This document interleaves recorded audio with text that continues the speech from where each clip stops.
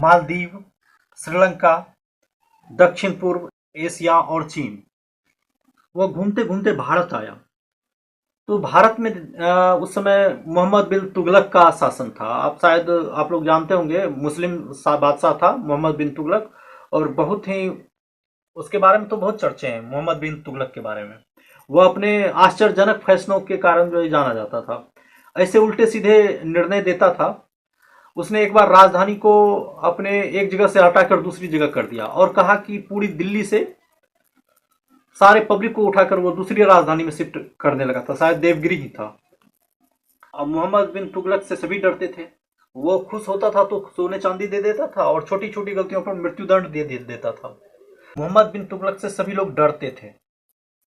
लेकिन वह Ibn Battuta वहीं पहुंचा और वहां दरबार में जाके उसे उसकी विद्वता तो को देखा गया कि वो कानूनी जानकार है, इस्लामिक कानून का जानकार है, तो उसको रख लिया गया।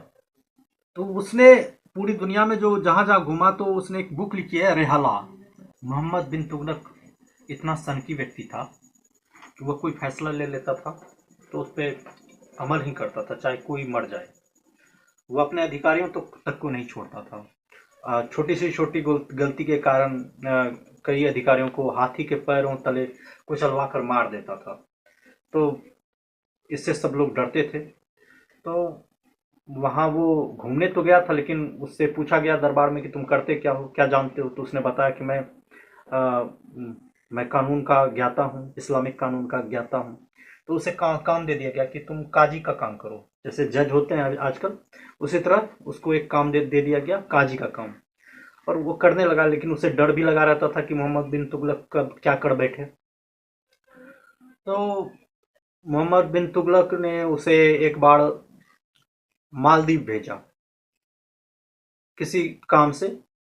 वो किसी राजनयिक काम से, एम्बेसडर होता है ना, उसी प्रकार से राजदूत जिसको कहते हैं। तो मालदीव जाकर वो वहां देखता है कि वहां विचित्र संस्कृति थी। मालदीव में बहुविवाह की प्रथा थी और एक पुरुष कई शादियां कर सकता था, एक महिलाएं कई शादियां कर सकता था। और वहाँ शादी और तलाक में कोई ज़्यादा झंझट था नहीं। कोई भी कितनी भी शादियां कर सकता था और कभी भी तलाक ले सकता था। तो कई बार सप्ताह में 2-3 शादियां हो जाया करती थी। कहा जाता है कि लगभग वो 1.5 साल तक उस मालदीव में रहा, इब्न बतूता, और कम से कम 4-5 शादियां की, मतलब उससे अधिक भी। मालदीव की जो अथॉरिटी थी, वहाँ की जो रानी थी, उसने उसे सलाह दिया कि तुम यहाँ पर विवाह कर दो, जिससे तुम यहाँ के आसपास के लोगों में घुल जाओगे।